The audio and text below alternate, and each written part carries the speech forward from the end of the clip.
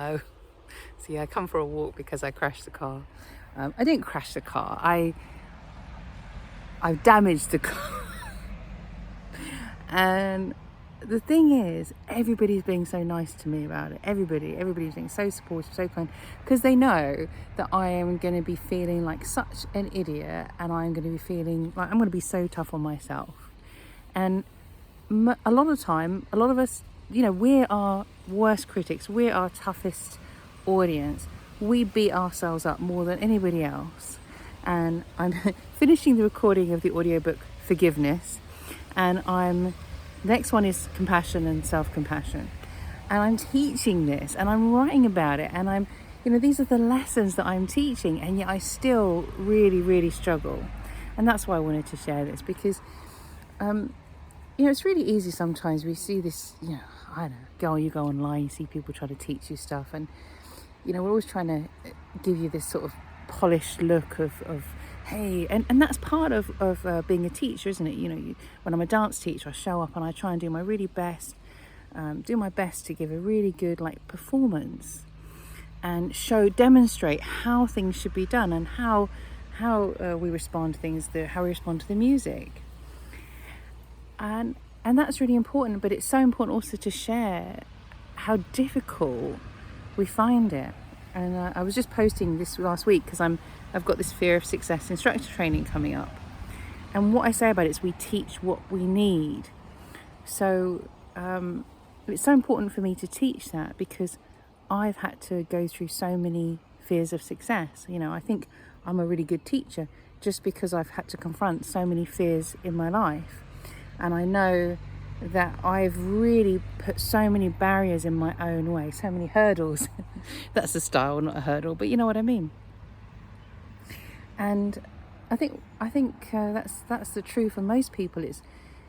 We always say, one of the greatest lessons is that the only battle is the battle between our true self and our ego self.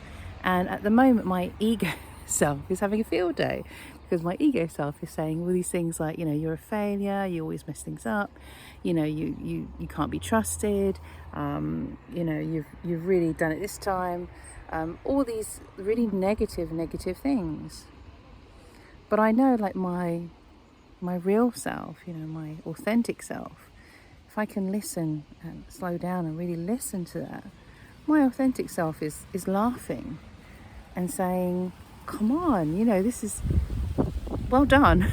Not for having an accent, not for making a mistake, but gosh, you've done so well with all this really difficult driving, and this was just a silly parking mistake. And to say, so my authentic self is saying, it's kind of laughing that this happened on a that easy little bit, which is when most accidents happen, when we are close to home, when we are just doing something without paying 100% attention. And my authentic self is just kind of laughing about it and saying, come on, get a grip, this is nothing, this is such a small thing. And I'm really glad that I've done this work, because it's about when that ego gets into it and starts blaming me for everything, and making a mountain out of a molehill. And in life, we are going to make mistakes, and I would say we cannot move forward without tripping and falling sometimes. I have a rucksack here, and it sometimes feels a bit big, but in it are things like plasters and water and a lot of emergency supplies, which I probably don't need to carry around with me, but you never know when you're going to have an emergency. It's not exactly a first aid kit, but it's not that far off, having a lot of stuff in here. And probably too much, but we are like that, and I think it's really good in some ways that we walk around with a few extra things just in case. But we have to let go of those things as well, and just say, well, we can't plan for every eventuality. We cannot, even if I had a first aid kit, it wouldn't be enough for every accident or problem that could happen. And in fact, if I go further down the beach, there's a little office, there that's got people. It's got a defibrillator. It's got probably like the most amazing first aid kit. You've got people who are lifeguards who are well trained, much more than me.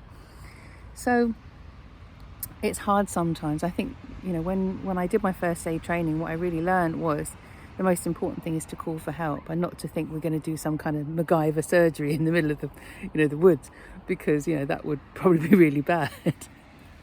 And most important thing, the most crucial thing anytime, is just to have that mobile phone to call for help. That's the most important tool that we can have. And we made the phone call, spoke to the insurance company. The car will be fine. Everybody's fine. Everything is okay. And I think I just wanted to share that with you, because if you're struggling, this is Pearl's problem page, and I know that sometimes we get to these things and we just have these things, little problems that happen, and we really blow them up out of all proportion. And it's so easy to do. And I do it, I think. And also, I want to share this, and I'm sorry I'm not being smooth. I'm not talking smoothly, because basically I'm a bit today. And I'm really glad I'm home and I can walk around and not get in the car anytime soon and just go and let it go. But it's just, I think it's just really important to share that we all struggle with these kind of things. And I know if I picked up the phone to any of my friends, they would go, "Oh yes, I had an accident like that. Yes, you get stressed out." And they'd all tell me to just let it go and not stress about it. And I just wanted to share that with you if you're having that kind of day.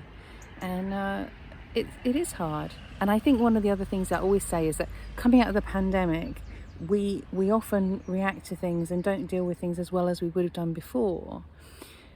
Just because, I don't know about you, but I always felt like, all through the pandemic, it was a bit like, nothing could go wrong, because we were so strung out, and it was like every little thing was a disaster. I mean, we couldn't run out of toilet roll.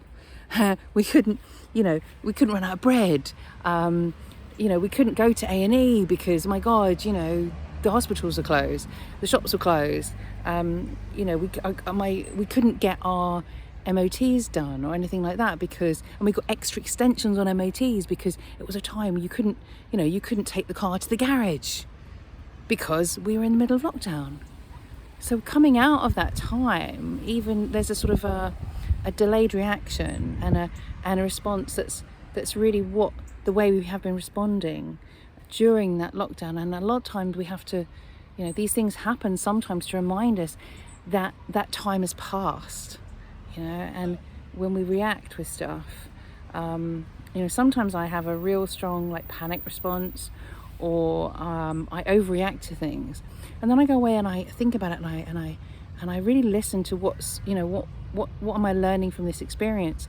And a lot of time at the moment, what I'm really learning is that time is over, and my response is not really appropriate, because it's kind of like I'm still almost like triggered and having a post-traumatic stress response.